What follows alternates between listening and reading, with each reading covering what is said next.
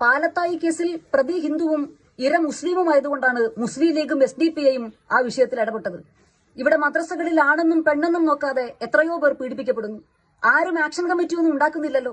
ഇങ്ങനെ ഒരു പ്രസംഗം നടത്തുന്നത് ഇവിടത്തെ RSSന്റെ ഏതെങ്കിലും ഒരു നേതാവല്ല. ഈ പ്രസംഗം നടത്തിയത് CPMന്റെ ഒരു ജില്ലാ കമ്മിറ്റി അംഗമാണ്. പാലത്തായി കേസിലെ പ്രതിയായിട്ടുള്ള പത്മരാജൻ കോടതിക്കകത്തും പുറത്തും ഉയർത്തിയത് ഇതേ വാദം തന്നെയാണ്. ഇര മുസ്ലിമും പ്രതി ഹിന്ദുവുമായതുകൊണ്ട് കെട്ടിച്ചമക്കപ്പെട്ട കേസാണ്. പാലത്തായിലെ പത്മരാജന്റെ വാദത്തിന് സാധുത നൽകുന്ന ഒരു പ്രസംഗമാണ് ഇന്ന് CPMന്റെ ഒരു ജില്ലാ കമ്മിറ്റി അംഗം ഇവിടെ നടത്തിയിട്ടുള്ളത്.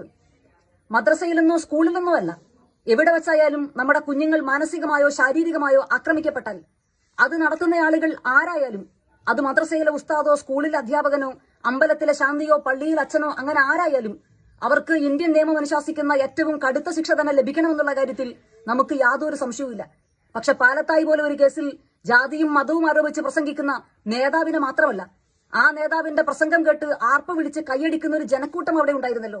ആ ജനക്കൂട്ടത്തിനെയും നമ്മൾ ഭയപ്പെടേണ്ടതായിട്ടുണ്ട്.